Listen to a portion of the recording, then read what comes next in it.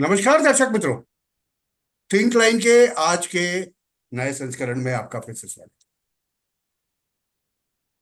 है। आज हम बात करेंगे फिर से बांग्लादेश की, बांग्लादेश में चल रही गतिविधियों की, और इस पे भारत का क्या रुख रहेगा, क्या स्टांस रहेगा। मित्रों, आप जानते ही हैं पिछले थोड़े 5 अगस्त से जो सिलसिले, जो वाकये, the incidences, what started as a students movement has turned into some ethnic cleansing type of a thing. The reason is Islamic radicals have taken over there. The students are on the side track. You have an American puppet, a Nobel laureate, so called, sitting as a chief advisor. And Bangladesh is trying to call Bharat, tell Bharat first, that you please send Sheikh Hasina back to us. We want to punish her. Well, will that be possible? What will be the Indian stance? Don't भूल मत जाइए कभी भी। हम doctor Adityan जी को floor दे दे, उससे पहले मैं कुछ भौगोलिक चीजें बता देता हूं। 4096 kilometre border on 3 sides. Bangladesh is surrounded by Bhatt. Don't forget that. Bangladesh literally runs on Indian givings. For example, if I give you about 22 to 30% of electricity is supplied by Adani from India to Bangladesh. Every day, their, showpiece business, that is textile, is dependent on Indian cotton. And fortunately or unfortunately, that all goes from my state, Gujarat. Almost all there. Now, in such a situation, when radicals take over Bangladesh, whether you call it a regime change, whether you call it X, whether you call it Y, whether you call it Z, what's happening there is people are finding themselves unsafe. And for the first time, we are seeing, after Maldives, we are seeing that international Hindu ecosystem has come up and started saying, giving a real pushback. And people somewhere in United States of America are also scared. See, fortunately, unfortunately, again, दोस्तों एक चीज पे बता दूं, आज से काफी वक्त पहले रशियन स्पुतनिक ने तो बता दिया था ऐसा कुछ होने वाला है मित्रों, और यह हो क्या रहा। Whether it is for St. Martin's Island, whether it is for something else, whether it is for YZ, whatever it is, what's happening? The ground realities are a few days back that Muhammad Yunus calls a prime minister, had to call up prime minister, I'll put it that way. And he even attends Global South Meet. Doctor Adityan ji, आपका बहुत बहुत स्वागत है। ये सब developments की तो मैं बात कर रहा हूं, ये हिंदू क्लीनिंग जो हो रहा है वहां पर, और काफी हिंदू जैसे रिसिलियंट है जो कह रहे हैं, they are giving a push back that, और वो कह रहे हैं कि हम बांग्लादेश क्यों छोड़ के जाए, हमारी तो ये मातृभूमि है, हम अपना सब छोड़ के कैसे चले जाए। हम में बहुत बूमाबूम चल रही है कि सबको वापस लाओ। Yes, we will, those who want to come back will take them back, but those who do not want to come, a real pushback is going on there. What are the basic developments? What do you see sitting in US there? What's happening actually? I think first of all, let me thank you for inviting me again on your Thinkline platform, which gives me opportunity to share my views with the audience. Bangladesh is a complex issue. You mentioned geography. आपने कहा कि भौगोलिक स्थिति क्या है? So not only 4,096 kilometers land border is shared with Bangladesh, we have maritime border also on the south in Bay of Bengal. There are 5 Indian states that share border with Bangladesh. That is also very important.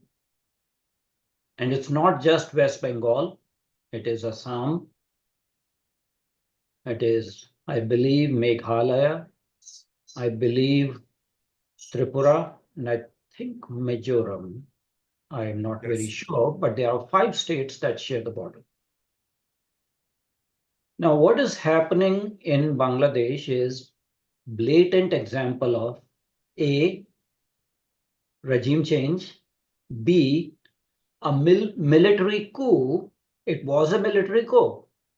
Now, there's a saying in United States, if it walks like a duck, if it talks like a duck, it is a duck. There's no reason that it is not a military coup. Let the spade be called a spade. It's a military coup.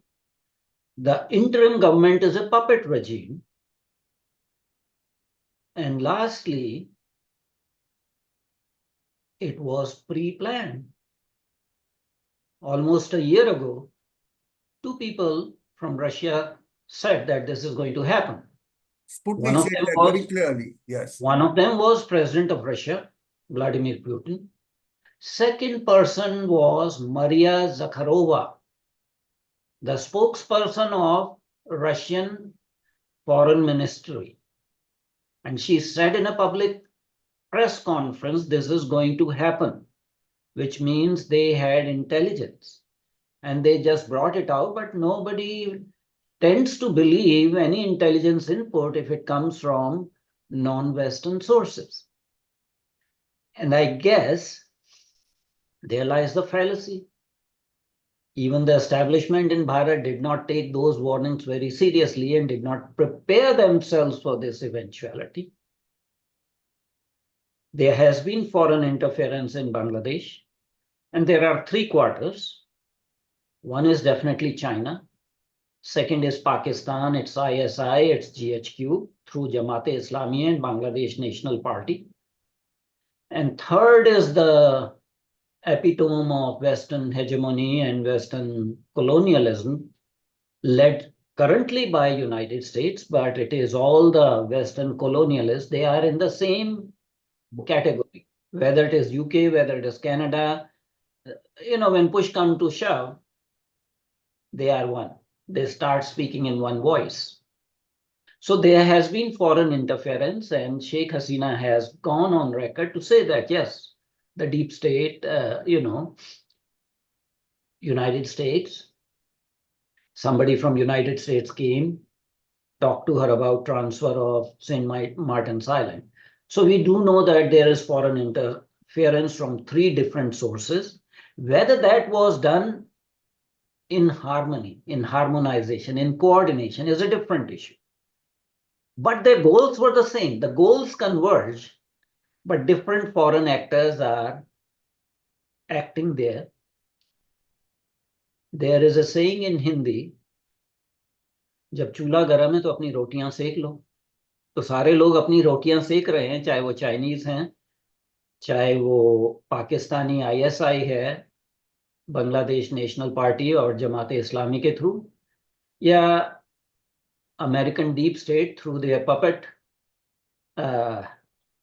somebody who got Nobel Prize by lobbying through Clinton Foundation and Clinton Global Initiative.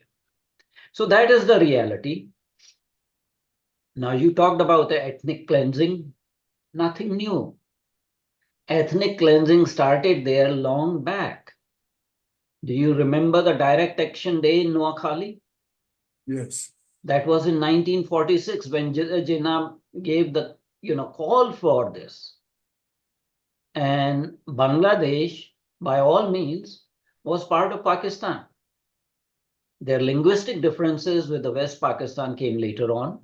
At the time of transfer of power in 1947, 24% of Bangladeshi population was Hindu. How much it is now? 7.8%, less than 8%. There are demographic projections that if this rate continues by 2050, there would be no Hindus left in Bangladesh. Yes, the way it is in Pakistan today. The other thing I would say that during the 1971 conflict and liberation of and independence of Bangladesh, Pakistani army killed 3 million Bangladeshi citizens. Predominantly, they were Hindus. At that time, Hindu women were terrorized. Some of them were taken as sex slaves to West Pakistan. And we had an influx of 10 million refugees from Bangladesh or East Pakistan. And that trend has continued. Not only those original refugees that came during 71 conflict, there was continuous stream of infiltrators, not necessarily Hindu Bangladeshis. Because in Islamic circles, in jihadi circles, there is a definite plan. And that plan is to create, quote unquote, greater Bangladesh.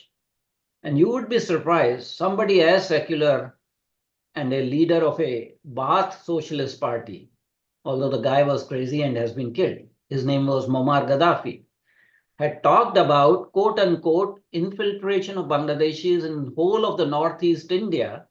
Yes. So the entire Northeast India becomes an Islamic country. And you saw during UPA regime of 10 years, Rohingyas were brought into India without any formalities or anything like that. So ethnic cleansing has been continuing.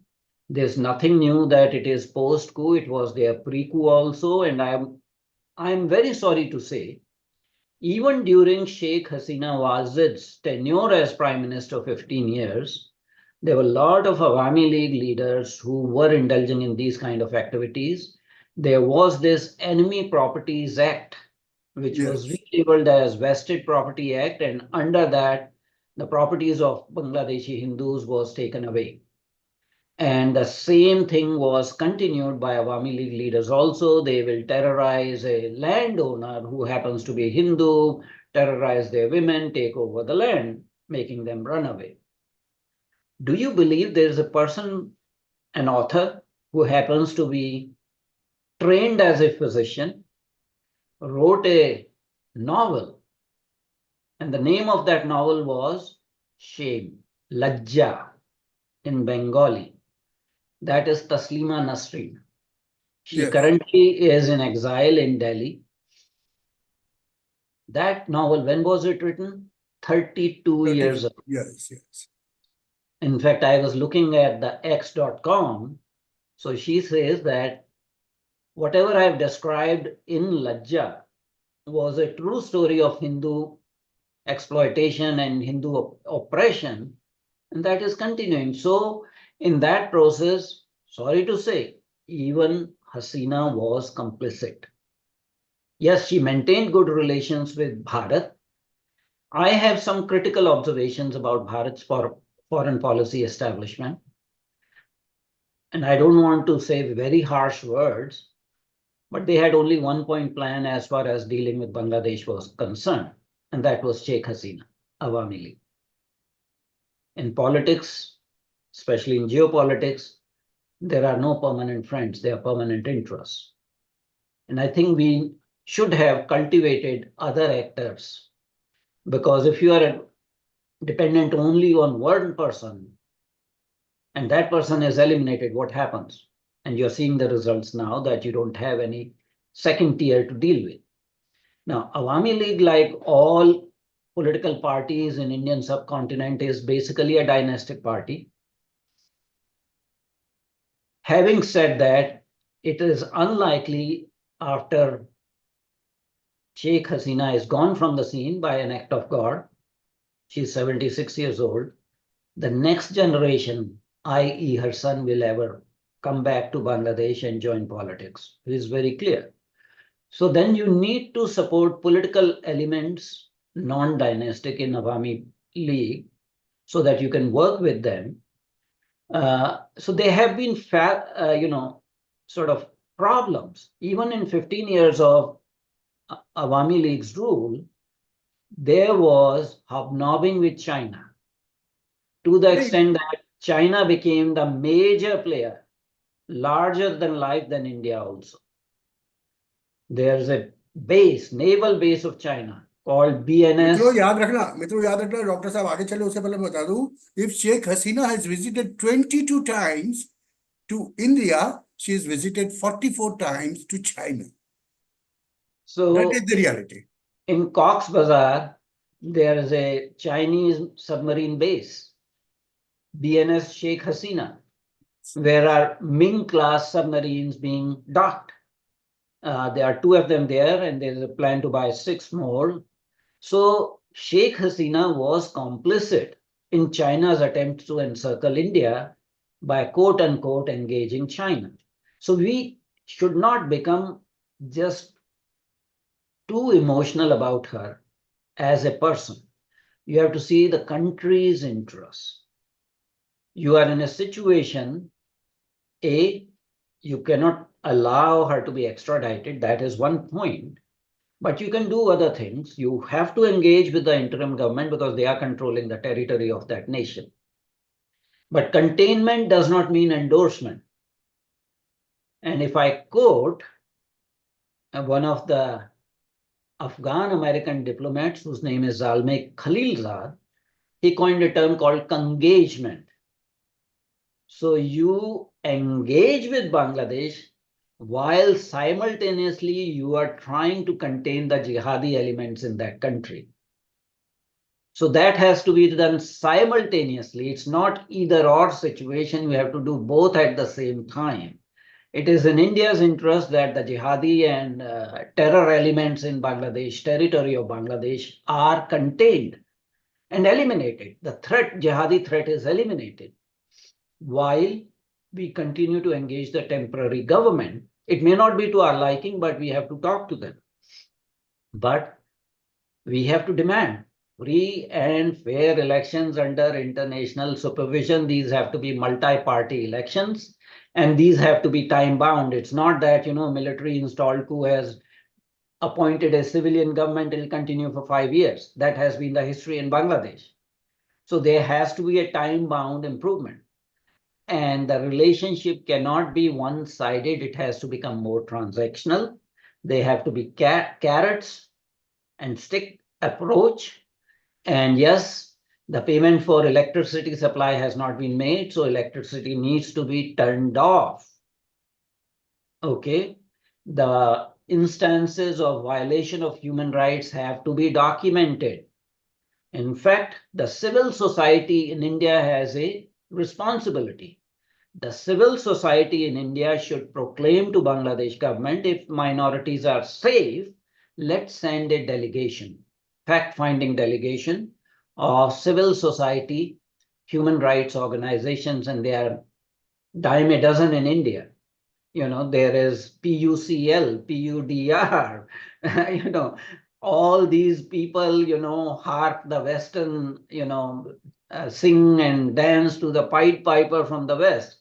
For a change, they should do their own act together and each of them should send a fact-finding delegation in Bangladesh to see what is actually happening. There are a number of steps government of India can take, including, putting pressure, direct pressure on army. I think, sir, I'll ask you, this is my next question. Putting pressure on Bangladeshi government. For the first time in the tenure of Narendra Modi, from Red Fort, अपनी speech में वो कहते हैं, Hindus, that word he had not uttered in last 11 years. Against this, ongoing things and developments in Bangladesh, this is for the first time that he is clearly saying this. And another theory that word, making round, he said, I want to ask you about that. People say Bharat did not know that. Yes, we were caught napping to an extent. But then, if we did not know, how is it that swiftly, Sheikh Hasina, was brought out from Dhaka? There is a definite, because India in the past has failed. There are examples. You talk of Sheikh Najib, Afghanistan, we could not do that. There are examples like that where we were caught napping, really napping. This time it's not happening. And it's a third question. After that, I'll deal to. How is it that now students, 45-year-old students of Bangladesh, are moving with Palestine and ISIS and whatnot flags? Can So, that be tolerated is military intervention or some sort of intervention by India is required. so I need to clarify a few things, and I also need to clarify some of the statements you had made earlier. So you had said that Bangladeshi Hindus are saying that we are people of this country, this is our country, we will not go to India, we will stay back here. And you inadvertently made a statement that those who want to come back home should be allowed to come back. Now, their home is the territory of Bangladesh. We cannot take them back. For all practical purposes, they are Hindu by faith, but they are Bangladeshi citizens. From 1947 to 1971, they were Pakistani citizens. Now they are Bangladeshi citizens who happen to be Hindu. So yes, we have a moral responsibility to help them, but we have no legal responsibility to take them and resettle them in our shrunken area of Bharat. So I want to make it very, very clear. Yes, there are similarities, but then that country was entirely Hindu area. Sir आप क्यों इतना diplomatically बोल रहे हो? सीधी भाषा में कहो ना लोगों को जो समझ में आए वो भाषा में बता देता हूँ। देखिए दोस्तों, हमने बूथ में पास में बहुत बड़ी गलतियां की है। हमने लोगों को तो लिया है मगर उतनी जमीन नहीं ली।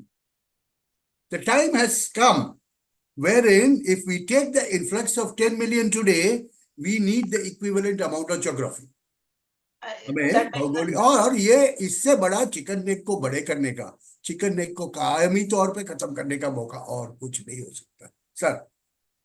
So as far as India caught off guard, I think some of the local and middle level Awami League leaders had contacted some ex-diplomats and some ex-BSF officers and given the information that this is happening. And I cannot fathom that these ex-diplomats and ex-BSF officers did not report to Delhi. I'm pretty sure, but again, they were caught off guard because there have been situations. In Afghanistan, it happened with Muhammad Najibullah, not Sheikh Najib. He was a socialist leader. And yes, India wanted to, quote unquote, do a safe evacuation. But then Taliban and jihadis had, totally surrounded the compound where he was. So they could not extract him out.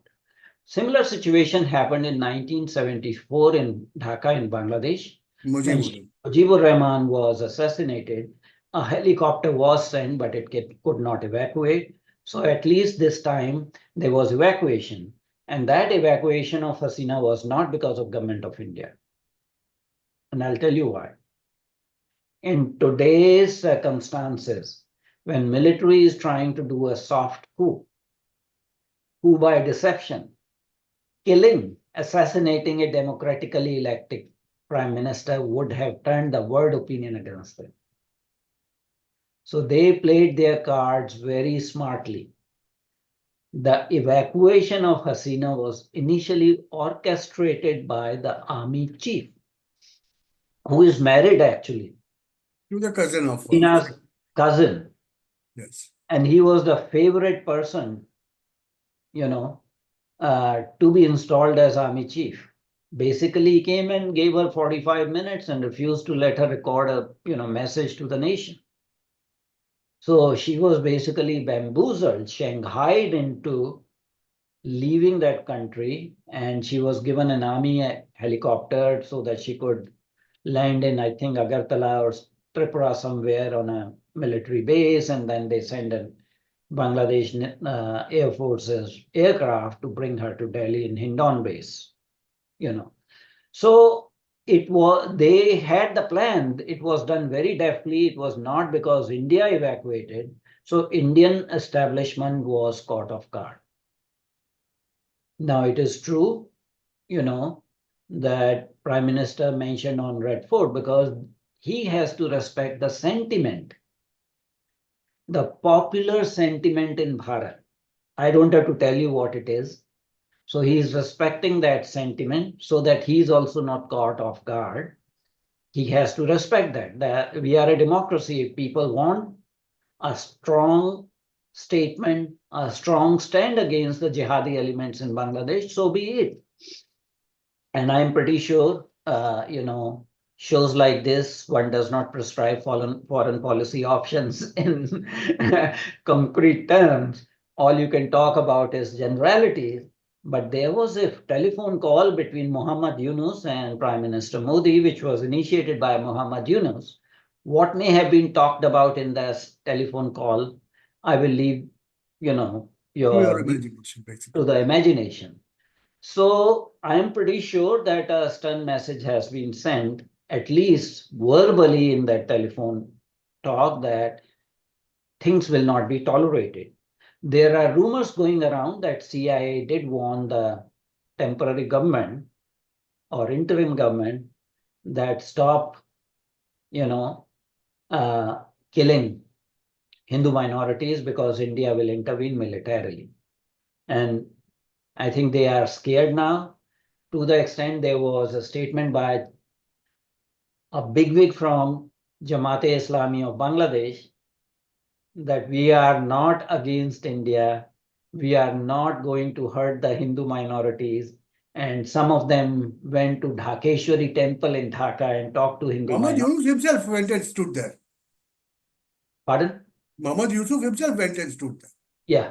So now they are doing optics management.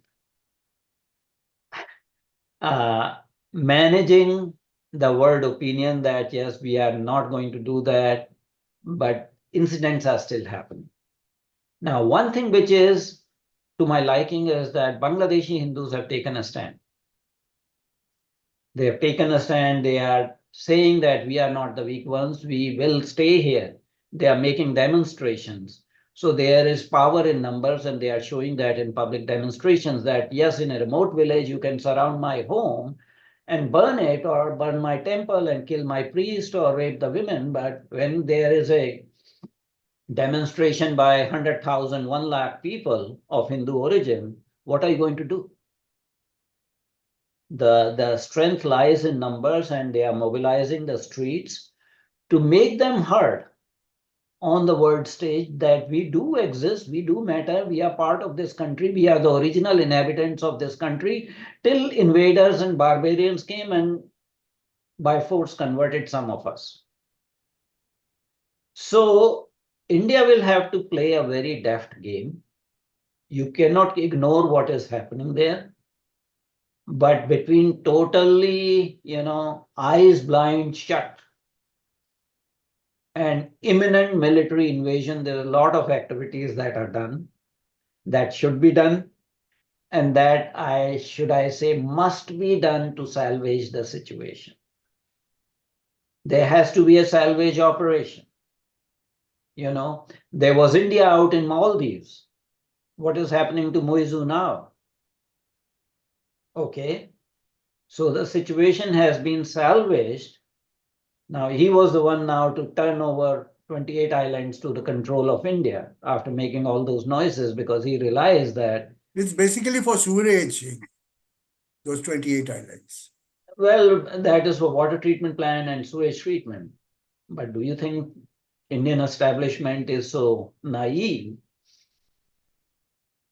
Well, that's for the people. That's for the people to understand that. That we will just do wastewater management and sewage treatment. Similarly, in Bangladesh also, India Out movement was started on a very big scale. Yes. And I think some answer has to be given. I will not use a public platform to tell you what needs to be done. But as I was saying initially, that the concept of engagement, engaging the government while containing the jihadi elements, Islamic radical elements, and sweeping them off. Whether it is done by unknown men or Bangladeshi armed forces. दर्शक मित्रों, समझ लो बात, doctor साहब जो कह रहे हैं बहुत स्पष्ट बात कह रहे हैं, बहुत स्पष्ट बात कह रहे हैं. आज बांग्लादेश जैसे देश को भारत से पंगा लेके बहुत महंगा पड़ना चाहिए, अगर मैं सीधी भाषा में कहूं तो। युद्ध ही खाली उत्तर नहीं होता हर एक चीज का, जाके हथियारों से मारना ही उत्तर नहीं होता। किसी को आप बहुत सी बातों से मार सकते हो। मेरे पास एक रिपोर्ट ऐसी कह रही है कि बिहार की कितनी बॉर्डर्स हैं जहां पर 5-5, 10-10 किलोमीटर की ट्रक की लाइन है भारत की ओर लगी हुई, जो बांग्लादेश के अंदर जाने वाली है। और काफी ट्रक ड्राइवरों को फोन आ गया अपने सेठों का, पीछे मुड़ के वापस आ जाओ। भारत के गुजरात के काफी ऐसे यान उत्पादक है, ग्रे ग्रे क्रॉस जिसे कहते हैं, जो बांग्लादेश जाता है। वो लोगों को वो लोगों ने बोल दिया हमारे 500-600 करोड़ डूब जाएंगे। ठीक बात है साहब, we will not do business with them. No, that's happening on the ground. And what could it lead to, उससे क्या हो सकता है? आप समझ सकते हो, जब वहां पर प्रोडक्शन डाउन होगा, उनकी स्थिति क्या होगी, आजीविका की। आप समझ लीजिए, किसी को चोक करने के बहुत से तरीके होते हैं sir. So Bangladesh had got preferential trade access with the United States, and they were excelling in export of manufactured clothes. And they were making, I think, almost $64 billion a year by exporting those clothes without duty to United States. Yes. Now, yes, China can provide them some raw material, but how much? From And where and how costly will it be? how costly would it be transporting? So, yes, a lot can be done on this platform. I had talked about in 2005 in a paper, and in much more detail in 2008. I had propounded a doctrine called Adityan's doctrine, which India has to take care of its near abroad or its backyard. India should not allow superpowers, be they China, be they Russia, be they United States, or any other Western hegemony that wants to influence. India has strategic interests in the entire Indian subcontinent. I won't use the word South Asia. And like any rising power, you have to manage first your own country and then the periphery of your own country, the near abroad. And in that process, everything is legitimate if you have to maintain the security, because you cannot let a tin pot dictator or president of an island with 500,000 people or 800,000 people dictate terms and humiliate the country. So, our forefathers had said, Sam, Dam, Dand, Bhed.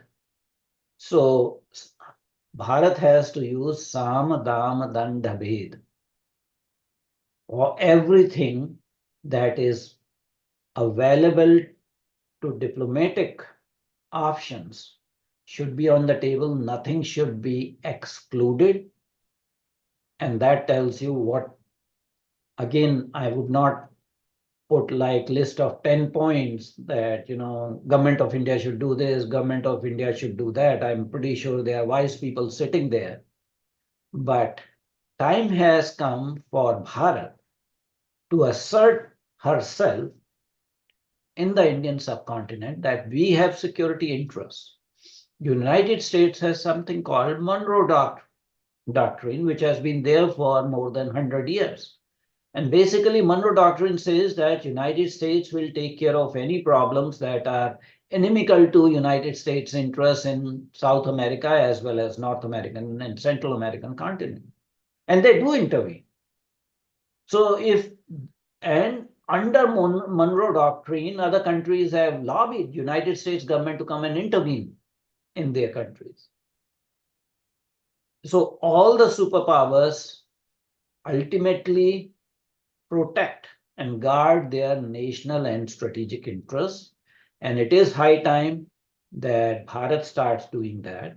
Bharat has punched very much below her weight in the international arena and strategic sphere. There were sporadic incidents when Bharat asserted herself. Time has come to do that. And Bangladesh military coup, because if we are able to salvage the situation and get new elections, new multi-party elections under international supervision, send the army back to its barracks, and the puppet government that has been installed, it should be only temporary, interim, maybe not more than 90 days. So whatever we are doing, but publicly we should focus on that. This is our goal. We cannot let a military dictatorship, a military coup decide who governs that country. And in that process, Awami League should be allowed to participate with or without Sheikh Hasina, because it is still the largest party. I believe that there are reports that some of the Awami League leaders are saying that they are being persecuted. They should be allowed shelter in Bharat, even if they don't have a visa or passport, because their passports have been confiscated and all. And on humanitarian grounds, that should be allowed temporarily, so that when the security situation improves, all these Awami League leaders should be repatriated back to the territory of Bangladesh so that they can contest elections. So it has to be a two-pronged approach. One is for diplomatic, public, international consumption, that we are interested in restoration of democracy in Bangladesh. We will work towards it. If you join us in that process, so be it. If you don't join, we will do it ourselves. And for that reason, if we have to put pressure on Bangladesh government in any way, on interim, I'm not going to spell out again, it should be done. Now, while that is being done, we have to do a major salvage operation in Bangladesh. Major salvage operation. दर्शक मित्रों, बराबर सुना आपने, major salvage operation. अभी operation कैसे होगा, किस तरह से होगा, कहां से होगा, वेल सरकार को हमसे ज्यादा पता है, और हमें भी थोड़ा बहुत कुछ पता होगा, तो हम पब्लिक फोरम में वो चीज कह नहीं सकते। मगर दर्शक मित्रों, आपने ये बात जो डॉक्टर आदित्यन जी की सुनी, वो समझ लीजिएगा, जब यूएसए मनरो डॉक्ट्रिन को यूज करके कुछ भी इंटरफियर कर सकता है अपने स्फीयर में, तो भारत भारतीय महाद्वीप में क्यों नहीं कर सकता? ये चीज को बड़ी अच्छी तरह समझने की जरूरत है लोगों को। और इससे आगे बढ़ के मैं आपको बताऊं, एक सवाल मैं विषय के बाहर का पूछने वाला हूं डॉक्टर साहब को जाने से पहले, क्योंकि शायद हम लोग अगले फिर जब मिलेंगे तब वो चीज हो चुकी होगी, और वो है हमारे प्रधानमंत्री की पोलैंड और यूक्रेन की विजिट 22-23 को आ रही है। What do we foresee? हम क्या देख रहे हैं? In very short, before we finish that, I want that answer, because we are going to talk next on that in our next episode. That's why. I think it is timely that Bharat engages those two countries. Ukraine is at war with Russia, and by the happenstance, it appears that Bharat is pro-Russia and doing a wink-wink, nod-nod kind of thing with Russia. As the war becomes a quagmire, again, we have to engage with all the parties in the world. So Ukraine comes into that. I believe for a long period of time, no Bharatiya Prime Minister, no Bharatiya Pradhan Mantri has visited Poland. And Poland 40 has, years.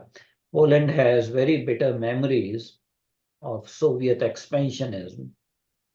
So, and that's a country that is managing itself very well.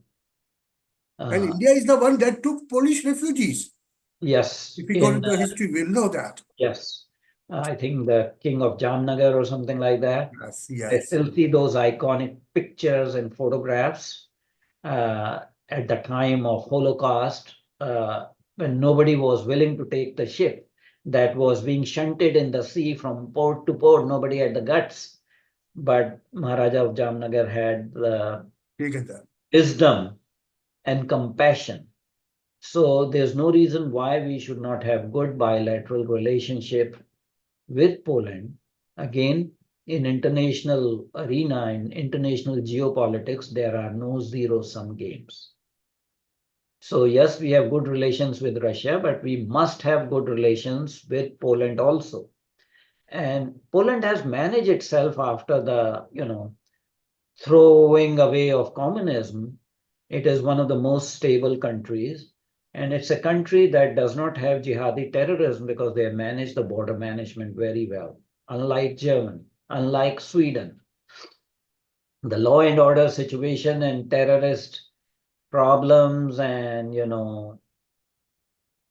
raping of women and all, you don't see that in Poland because they manage their borders very well and they did not allow unwanted migrants, political migrants, under the charade of refugees.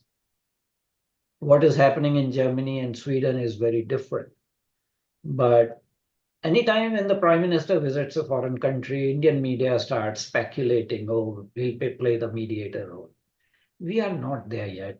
We need to improve our comprehensive national strength. We are not even punching at our weight in international geopolitics. So we cannot be seen to be punching above our weight. We have to make a proportionate response at this point in time. But This is Ajit Doval's doctrine, huh? Let me tell you that. आप लोगों ने बहुत जगह पे सुना होगा वो अभी भैया की चैनल पर भी कभी कभी ये यूज करते हैं punch below our weight, punch above our weight. No, we have to punch on our weight. yeah, proportionately. And while we are doing that, we have to improve and increase the comprehensive national power of Bharat. We cannot do any misadventure in foreign countries that we are not able to sustain over a long period of time. तो दर्शक मित्रों आपने सुना भारत को दो तरह से काम करना होगा बांग्लादेश में सैल्वेज और ओवरटली लोगों को दिखाने के लिए दुनिया को दिखाने के लिए डेमोक्रेटिक प्रोसेस वापस ला मित्रों आपसे हमारी फिर से गुजारिश है हम हर वक्त करते हैं जैसे please like share and subscribe this video you want to contribute the details are given in the description we would very much like it और दर्शक मित्रों आज मैं कुछ पढ़ने वाला हूं क्योंकि मेरे पास कमेंट्स बहुत से आते रहते हैं हमारे प्रोग्राम्स के हमारे पिछले वाले प्रोग्राम के काफी कमेंट्स आए हुए दो चार मैं पढ़ देता हूं लोगों को ऐसा नहीं लगे कि हम तो उनकी तरफ ध्यान ही नहीं देते आपको मैं कह देता हूं कि अगले हफ्ते से जब हम लाइव फीड में जाएंगे you are welcome to ask the questions if you want to ask we will try and answer them best to our abilities हमारे पास है गोपाल देशपांडे जी का कमेंट एक आया हुआ है exhaustive information past and present situation of Bangladesh politics and the stand of Bharat in safeguarding its interest in the subcontinent. Radha Gupta says excellent analysis. And there is one more comment from Jackback _1507. Very well explained, Dr. Adityanjee. Really positive steps recommended by you. And we should follow that. Government should follow that.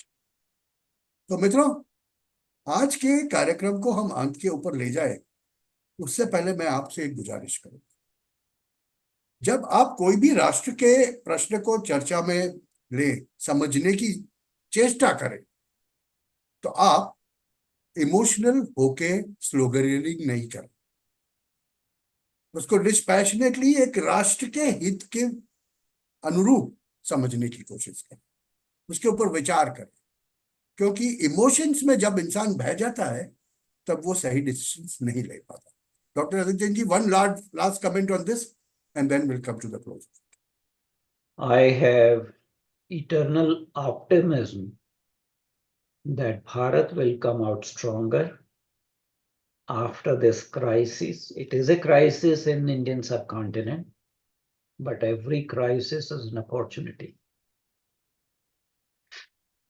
Let's make this crisis into an opportunity for Bharat's rise.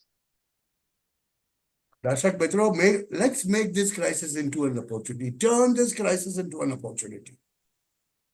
क्या पता? Our problem of chicken neck may be solved permanently. I only hope for that. Because, you know, we have been, हमें बहुत डराया गया है, ये chicken neck, chicken neck, chicken neck. अरे भैया, हमारे सामर्थ्य को आप महसूस कर सकते हो. शायद कुछ लोग आजकल भी देखना नहीं चाहते, मगर आपको देखना पड़ेगा.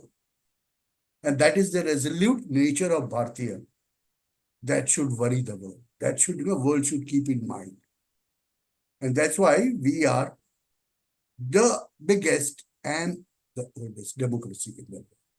मित्रों, नमस्कार. डॉक्टर आदित्यन जी को भी बहुत बहुत धन्यवाद. जय हिंद, जय Bharat, Vande Mataram. Pleasure to be on your channel, sir.